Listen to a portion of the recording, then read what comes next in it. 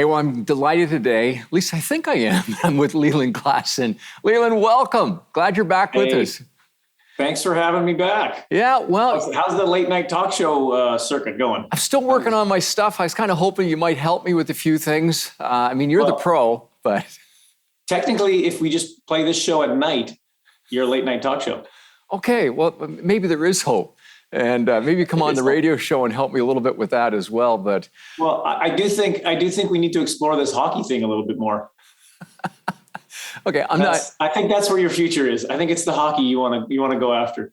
Well, you know what? That's why I've moved across the country, and people say, "What team do you root for?" And I just root for whatever city I'm in because they've all been losing, and I'm just desperate. Now I'm back in Ontario, and we're pulling for the Leafs. But my goodness, I might as well play Lotto 649.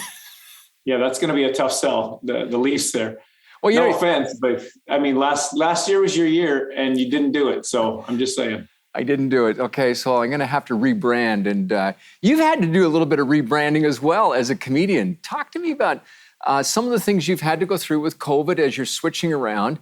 And then I want to talk about some Christmas traditions because families are dealing with a lot of pressure. And you've got humor, which lightens the load.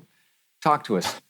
Okay, so you want me to start with the depression and then talk about the hope at Christmas? Is that what Yeah, it's been a tough year. It's definitely been a tough year. It's been a year of change. Right now, I'm in Branson, Missouri. I'm doing a U.S. Christmas tour, and I do a lot of things like this now too, where I'm just talking to my computer, and it's very different because you don't have that feedback, that live feedback.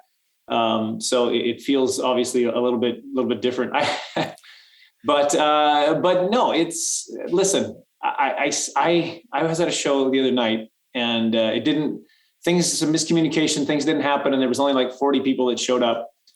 Wow. And I said to the guy who was apologizing to me, he was like, "I'm so sorry, this happened." And I just said to him, I'm really grateful for the 40 people that are here. It's changed my perspective, and I think the lockdowns have changed a lot of people's perspective as far as, what they used to take for granted.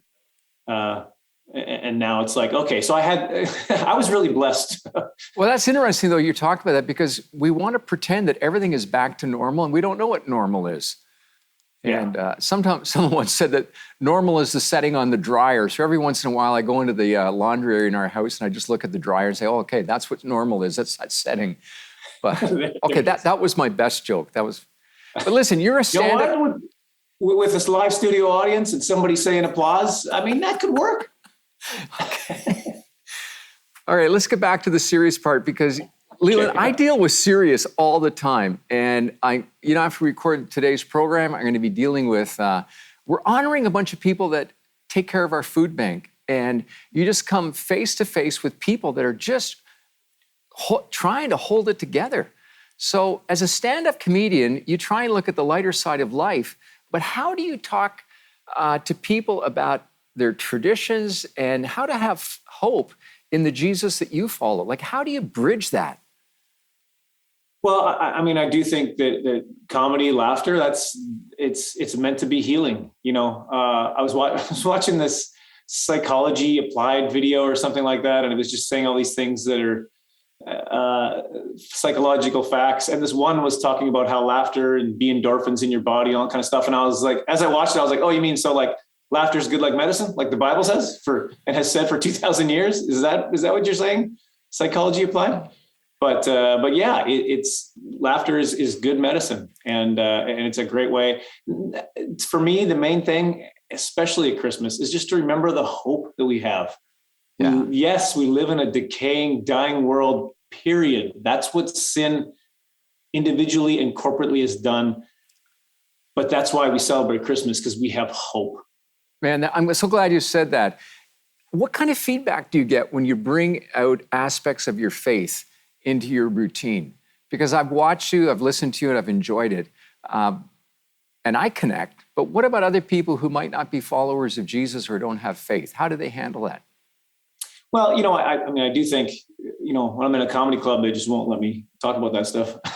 So they don't have to think about it. But yeah, if I'm in some other settings, I'm doing theaters or I'm doing churches and I'm allowed to do that.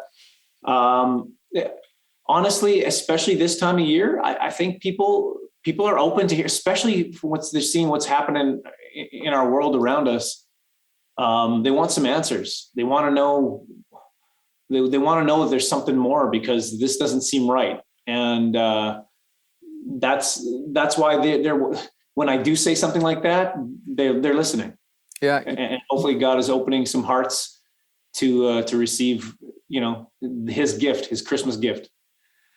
Well, I resonate with that because I'm finding people are desperate right now and they're looking for all sorts of things. And sometimes a little bit of laughter goes a long ways. I was at one of those typical block parties a couple days ago, and the guy was asking me all sorts of questions and going on. And finally he said, "So what do you do for a living?" And as I talked to him, his face kind of changed. And then I was able to talk to him through some laughter about the hope that I have. And I know you do that. The last 2 years of COVID have really changed, though, the way we view community.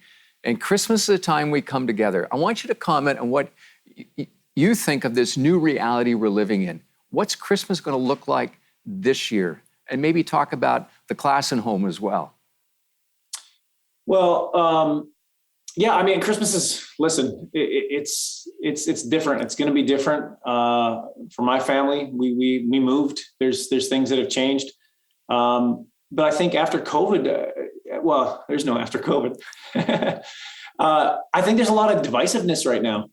And I think that's something that we need to understand who our answer is. And as a church body, there's people on both ends of this thing, like way over. Somebody on one side is like, "Don't come near me unless I see a vaccine passport." And I'm like, all I got is this medical exemption letter. I got plantar fasciitis.